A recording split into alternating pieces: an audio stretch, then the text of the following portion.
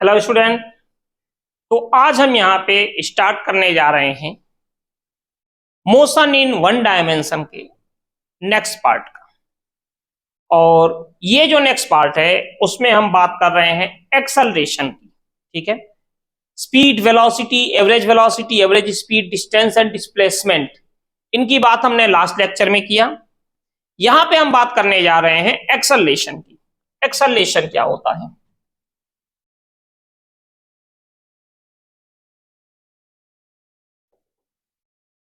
Acceleration, उसके पहले मैं आपको बता दूं, अगर आपने अभी तक चैनल को सब्सक्राइब नहीं किया है, लाइक नहीं किया है, तो कर लें, बेल आइकन का यूज कर लें ताकि हमारे रेगुलर वीडियो अपडेट हो तो आपके पास मिल सके। ठीक है, तो चलते हैं। और अगर वीडियो अच्छा लगता है तो शेयर भी करें, कमेंट्स भी करें। ठीक है, ताकि हमें भी थोड़ा सा लगे कि हाँ कुछ कर रहे हैं। और यहाँ पे देखिए ऊपर व्हाट्सएप नंबर है, अगर कोई भी आपको प्रॉब्लम होती है तो आप इस पर हमें मैसेज कर दीजिएगा। अभी जस्ट कुछ समय पहले ही मैसेज आया था एक दो स्टूडेंट का कि सर आपने वन डायमेंशन का एक डिस्टेंस, डिस्प्लेसमेंट, वेलोसिटी और एवरेज स्पीड का आपने बना दिया, एक्सेलरेशन का तो बना दीजिए कम से कम। तो ऐसा नहीं है, ठीक है, आपकी डिमांड थी, हमने दिया।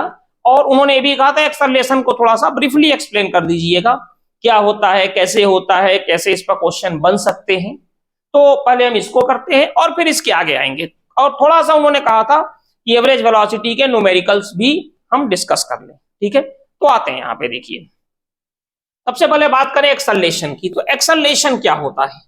एक्सेलरेशन की काफी सिंपल डेफिनेशन होती है, rate of change of velocity.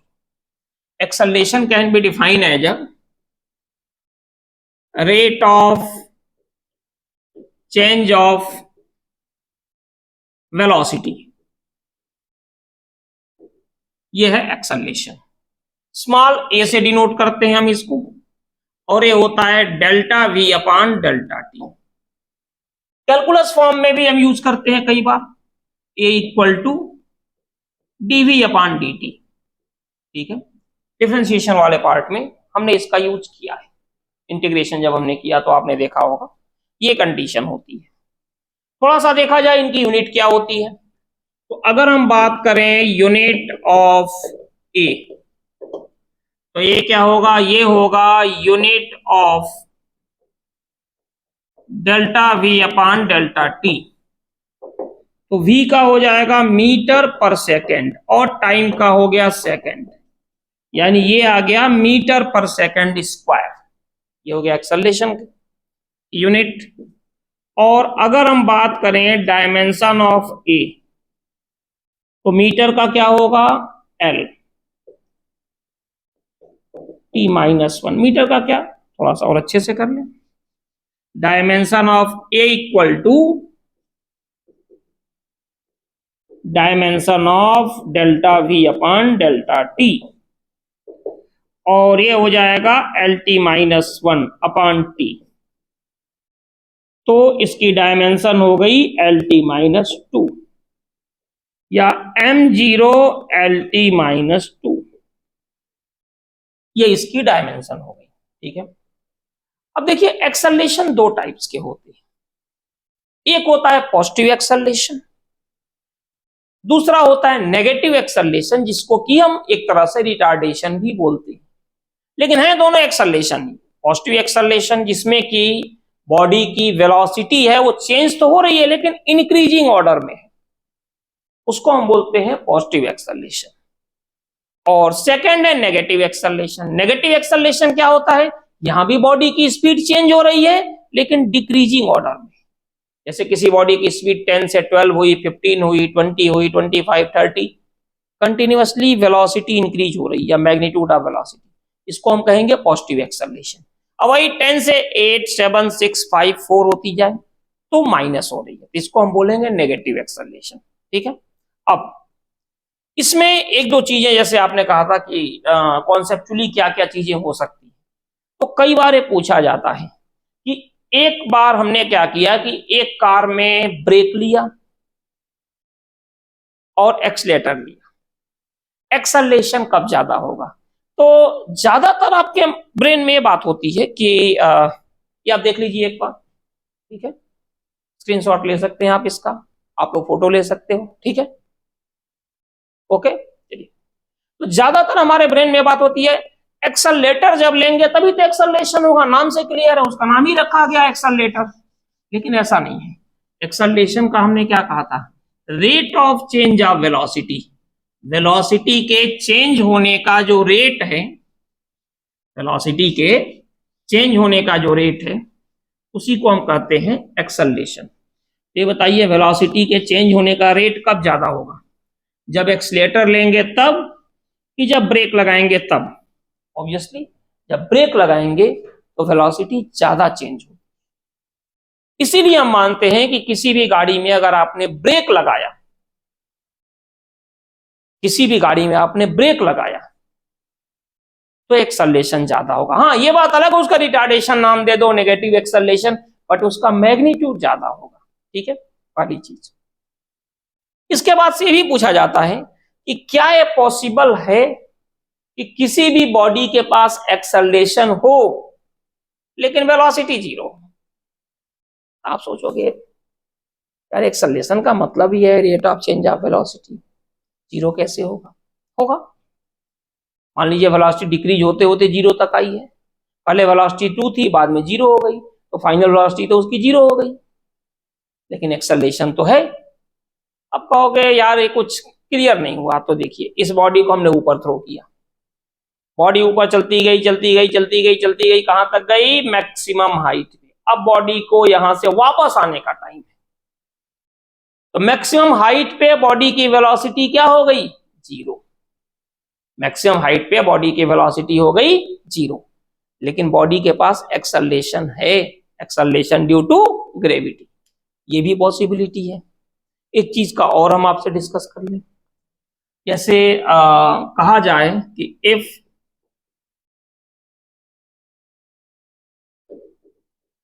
acceleration of the body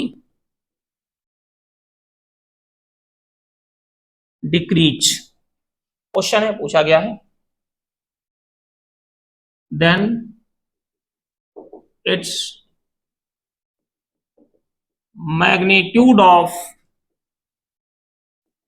velocity क्या होगा? ऑप्शन ए है डिक्रीज, ऑप्शन बी है इंक्रीज, ऑप्शन सी है नो चेंज, ऑप्शन डी है नन ऑफ अबव। समझ में आई बात? क्वेश्चन में है कि if acceleration of the body decrease then its magnitude of velocity क्या होगी? इंक्रीज होगी, डिक्रीज होगी, no change, none of above. देखो फर्स्ट जो हमारे ब्रेन में कई बार क्वेश्चन को देखकर स्ट्राइक करता है, अच्छा ये, हाँ अरे ठीक है एक्सेलरेशन डिक्रीज हो रहा है, डिक्रीज डिक्रीज हो रहा था, डिक्रीज, बट थोड़ा सा मैं आपको यहां डेटा के बेस पर समझाने की कोशिश कर रहा हूं। अगर आप इसको समझ लो तो क्वेश्चन का आंसर अपने आप आ जाएगा, ठीक है। हम यहां पे बात करने जा रहे हैं टाइम की। चलो टाइम हमने यहां नीचे ले लिया जो कि सेकंड में है, ठीक है।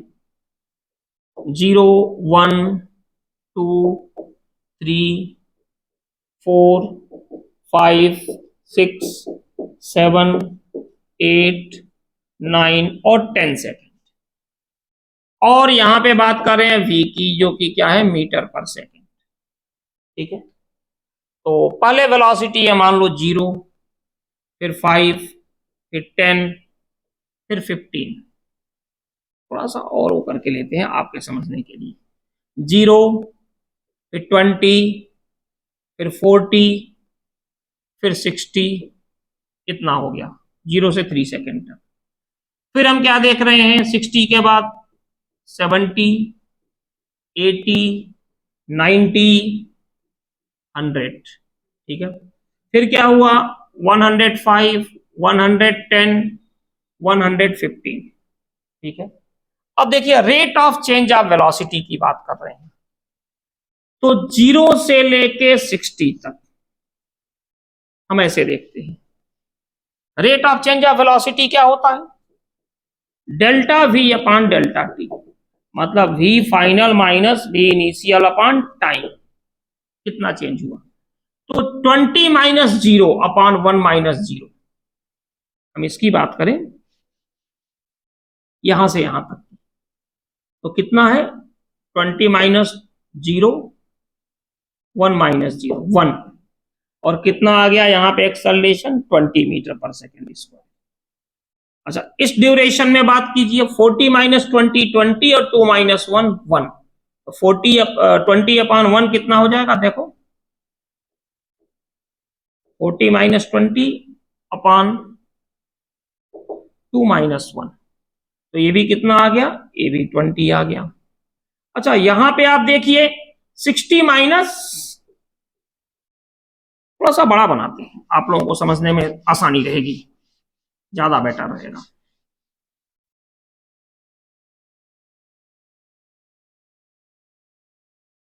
थोड़ा सा इसको बड़ा बनाते हैं, ये कम ले रहे हैं डेटा का, और आपको ज्यादा अच्छे समझ में आएगा।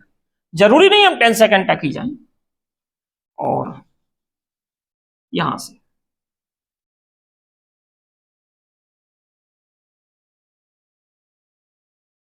ये है वेलोसिटी और नीचे वाला है टाइम। चलो ये तो कर ही लिया हमने।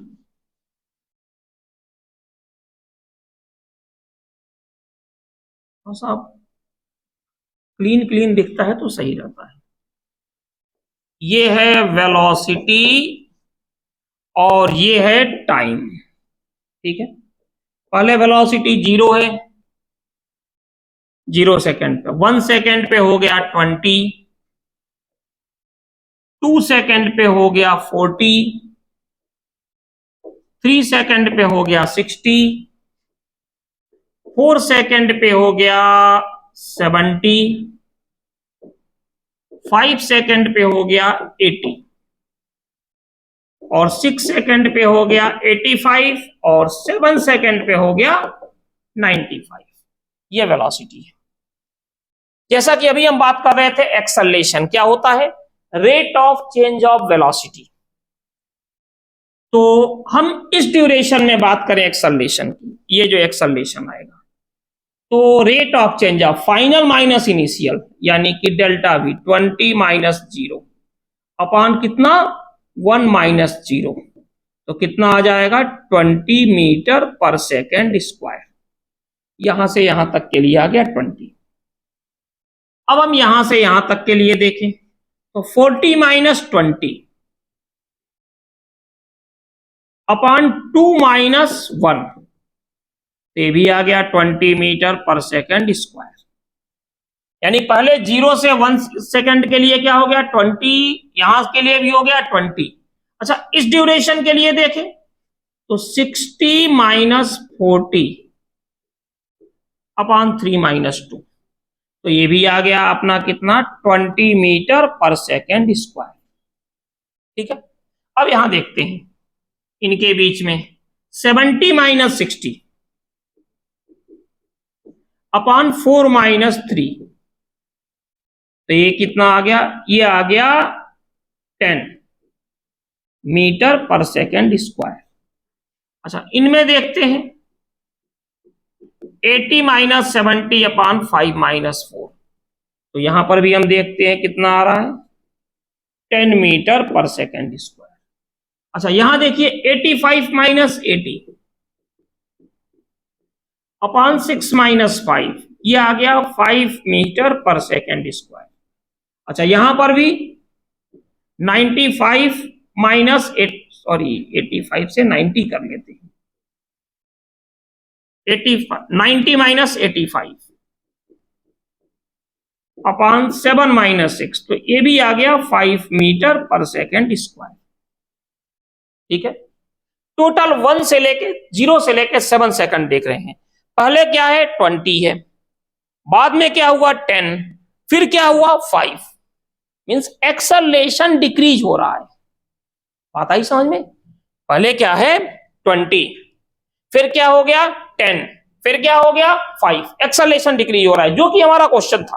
ठीक है, अच्छा तो वेलोसिटी देखो 20, 40, 60, 70, 80, 85, 90, एक्सेलरेशन डिक्रीज हो रहा है, लेकिन मैग्नीट्यूड ऑफ वेलोसिटी क्या हो रही है, इंक्रीज हो रही है। हाँ, एक्सेलरेशन डिक्रीज होने का मतलब क्या है कि इंक्रीज होने का रेट कम हो गया। पहले 1 सेकेंड में वेलोसिटी 20 जंप कर जा रही थी, फिर जब ये 10 हुआ तो वेलोसिटी 10 जंप की, फिर जब ये 5 हुआ तो वेलोसिटी 5 जंप कर रही है हर सेकंड में। हाँ, जंप करने की स्पीड कम हुई, ये मतलब थोड़ी की स्पीड डिक्रीज होगी। अगर बॉडी का एक्सेलरेशन डिक्रीज हो रहा है, इसका मतलब ये है कि बॉडी के मैग्नीट्यूड ऑफ वेलोसिटी क्या होगी, इंक्रीज होगी। ठीक है, ये कंडीशन आती है। अब आते हैं हम लोग, जो उस दिन हम लोग ट्राई कर रहे थे, एक्सेलरेशन के आगे एवरेज वेलोसिटी। तो एवरेज वेलोसिटी में कुछ कुछ चीजें हैं जो मैं आपको बता दूं, जहां पे आपसे थोड़ी सी गलतियां भी होती हैं।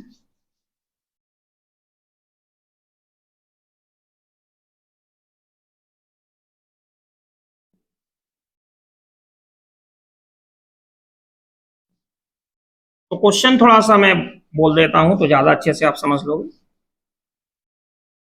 जैसे क्वेश्चन इस टाइप से आ रहा है, आप नोट कर सकते हैं। A body cover half of the journey. A body cover half of the journey with a velocity. With velocity, a body cover half of the journey with velocity 20 meter per second. A body cover half of the journey with velocity 20 meter per second, and remaining half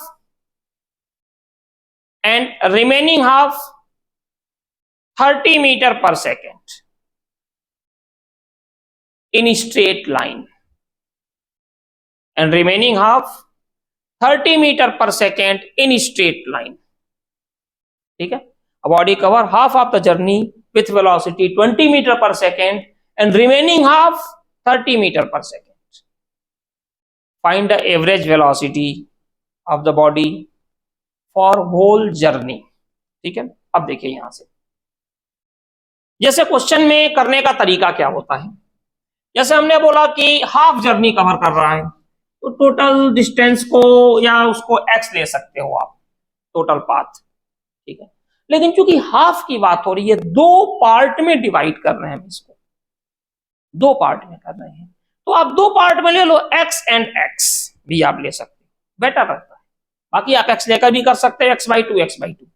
मान लो अगर इन्होंने कहा कि 1/3 journey किया और फिर 2/3 ऐसे, तो फिर आप टोटल 3x ले लो, ये बेटर ऑप्शन होता है करने का। अगर बोले 1/4 इतना किया, तो फिर टोटल 4x ले लो, उससे क्या होती है, कैलकुलेशन इजी हो जाती है। ठीक है, चलो हम आते हैं यहां पे, पहले हम देखते हैं टोटल जो इनका पाथ है, ये क्या है, हमने मान लिया 2x, ये टोटल पाथ हो गया 2x। ठीक है, अब इसका हाफ इन्होंने कवर किया x और रिमेनिंग हाफ x। मैं आपको फिर क्लियर कर दूं, अगर आप टोटल x लेते हो और इसको x/2 लेते हो, तब भी कोई प्रॉब्लम नहीं है, कहीं से भी कोई प्रॉब्लम नहीं है।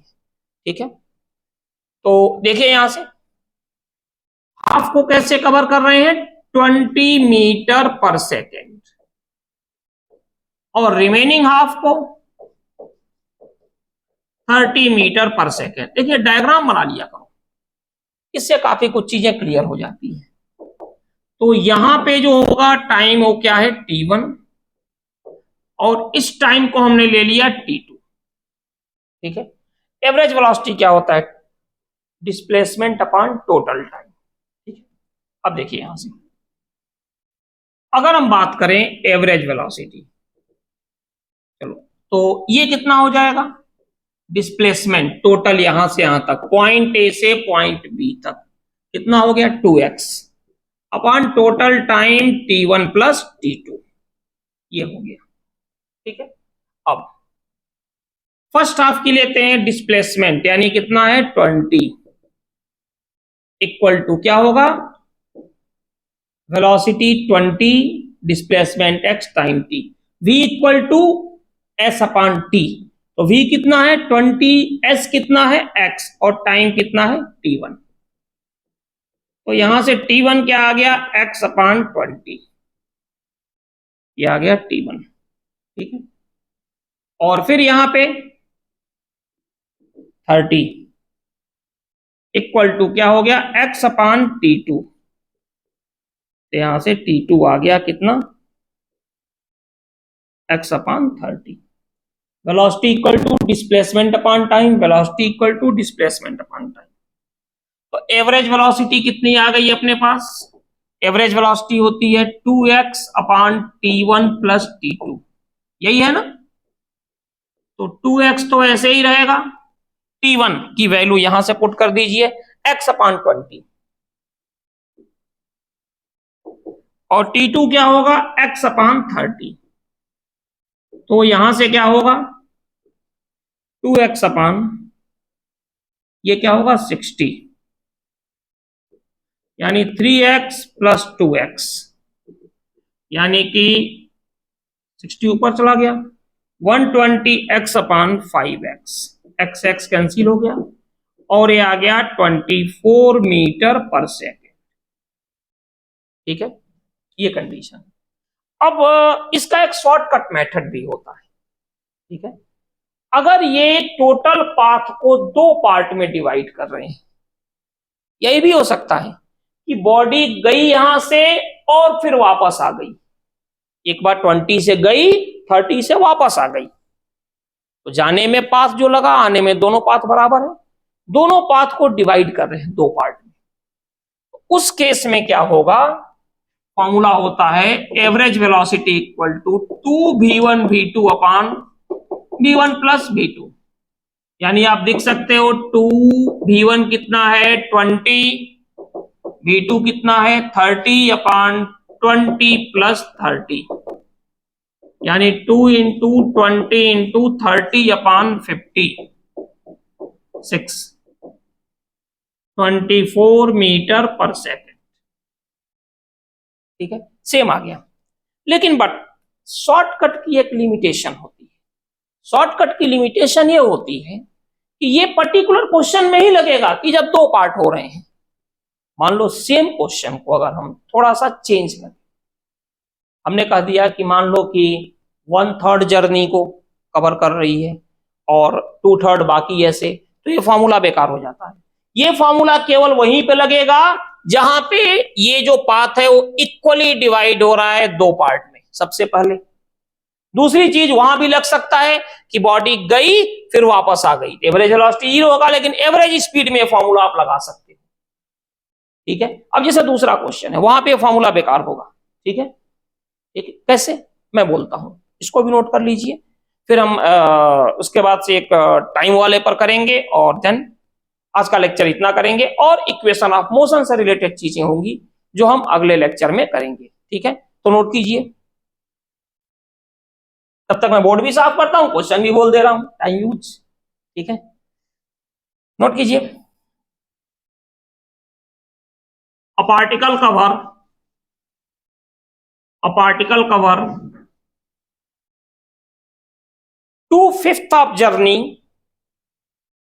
A particle cover 2/5 of journey, a particle cover 2/5 of journey with the speed, with the speed 25 meter per second, a particle cover 2/5 of journey with the speed 25 meter per second, and remaining 3/5,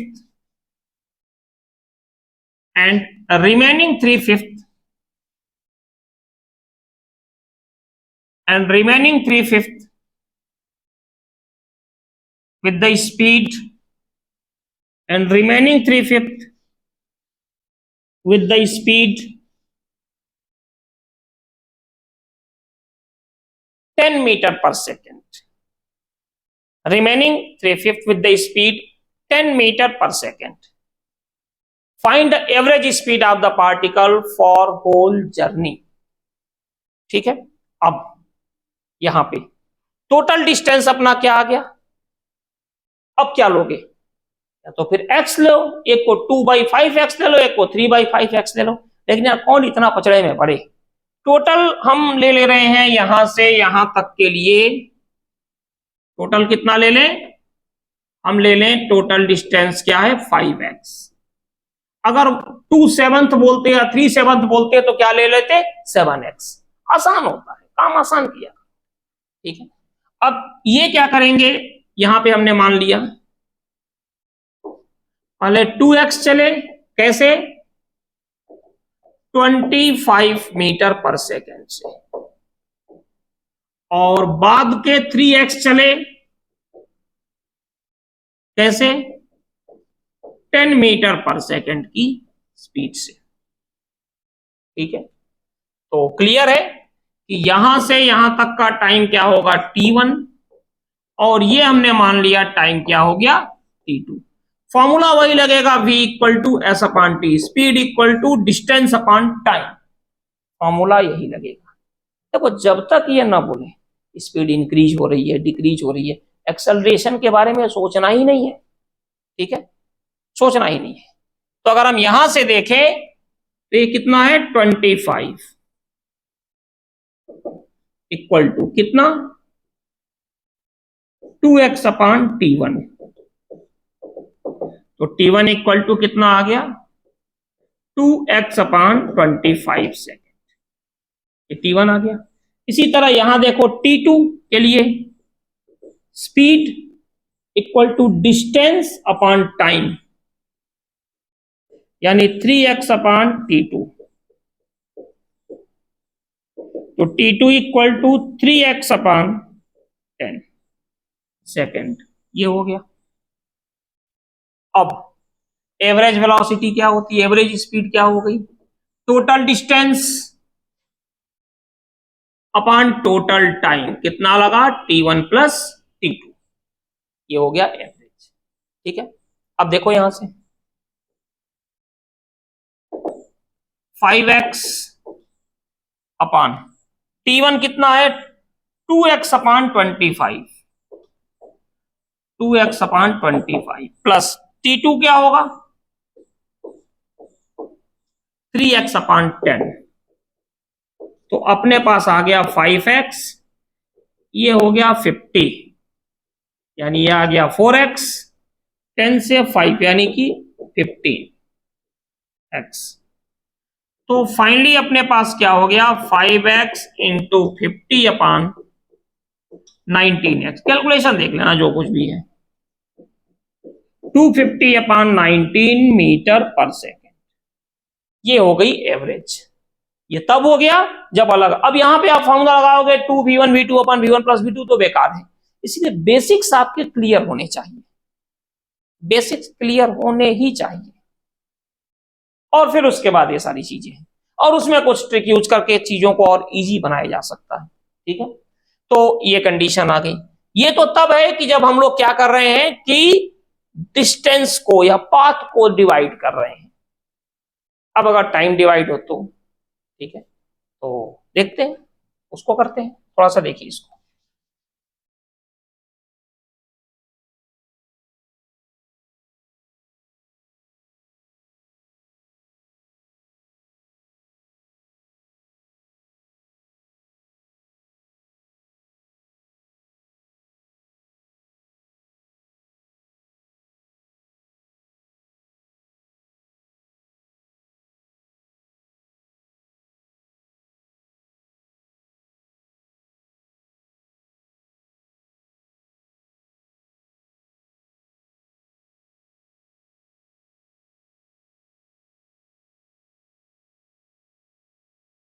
यहां देखिए, जैसे काफी simple है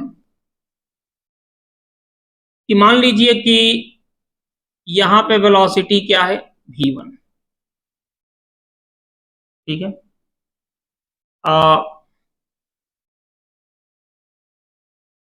एक simple सा question पहले कर देते हैं। ठीक है, हम एवरेज वेलोसिटी की बात कर रहे हैं। तो मान लीजिए क्वेश्चन आता है, चलो डायरेक्टली करते हैं, बहुत ज्यादा इसमें कुछ है नहीं।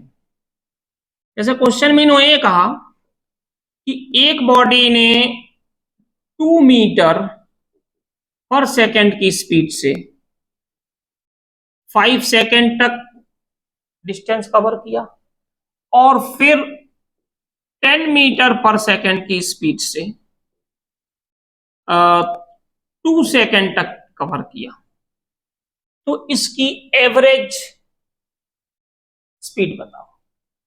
काफी सिंपल है यार, इस डिस्टेंस को क्या ले लो, x1, और ये हो गया x2। तो फॉर्मूला बता ना, speed equal to distance upon time. तो distance equal to speed into time. तो x1 इक्वल टू क्या होगा यहां से, स्पीड इनटू टाइम, यानी कि 10 मीटर, और x2 क्या होगा, स्पीड इनटू टाइम, यानी ये हो गया 20 मीटर। तो एवरेज स्पीड अपनी क्या हो गई, टोटल डिस्टेंस कितना हो गया, x1 plus x2 upon total time t1 plus t2। तो x1 क्या है 10, x2 क्या है 20 अपॉन टाइम 5 प्लस 2, यानी 30/7 मीटर पर सेकेंड। ये हो गई एवरेज स्पीड। ठीक है, ये आ गई अपनी एवरेज स्पीड। ठीक है, अब इसी में एक चीज और आता है, जैसे उसमें हमने कहा कि डिस्टेंस डिवाइड हो रहा था इक्वल, टाइम भी अगर डिवाइड हो तो क्या होगा। तो थोड़ा सा हम इसको आपको समझाने की कोशिश करेंगे। जैसे मान लीजिए कि यहां पे बॉडी की वेलोसिटी v1 है, फिर बॉडी की वेलोसिटी v2 है, फिर बॉडी की वेलोसिटी v3 है,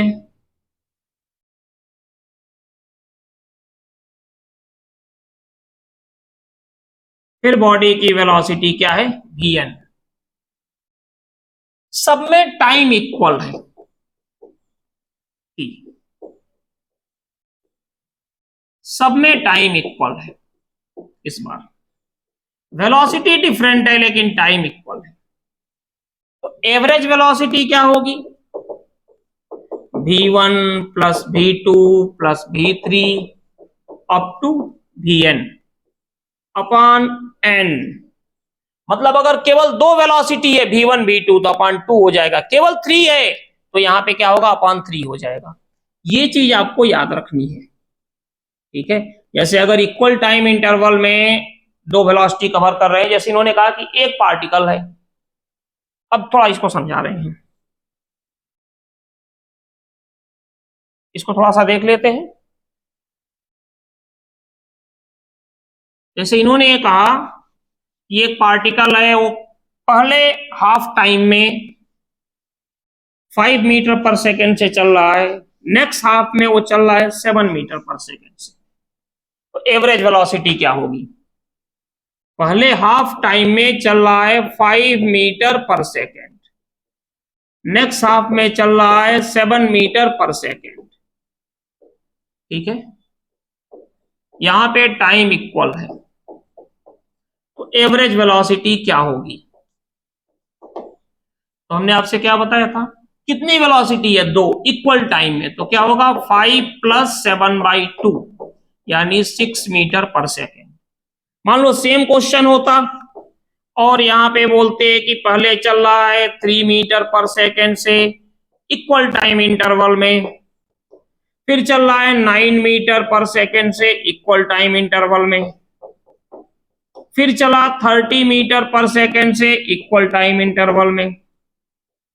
ठीक है, अब आप एवरेज वेलोसिटी निकालो, तो क्या हो जाएगा, v1 plus v2 plus v3 divided by 3। Time interval equal है तो 1 2 3 4 5 और जो है उसे डिवाइड कर दो। इसमें कितना था 1 2, तो 2 से डिवाइड किया, इसमें 1 2 3 से था तो 3 से डिवाइड कर दिया यहाँ पे, ठीक है। यानी क्या हो जाएगा 42/3, यानी ये हो गया 14 मीटर पर सेकेंड। समझ में आई बात? तो ये हो गया डिस्टेंस और टाइम से related average speed, average velocity के क्वेश्चन। अब इसके बाद हम लोग मिलते हैं अगले लेक्चर में, ठीक है, जिसमें कि हम इक्वेशन ऑफ मोशन से रिलेटेड चीजों को डिस्कस करेंगे, ठीक है। और अभी तक आपने सब्सक्राइब नहीं किया है तो कीजिए, और अपने फ्रेंड्स को भी सजेस्ट कीजिए इसके लिए, ठीक है। इतना ही सहयोग चाहिए आपसे। Okay, thank you.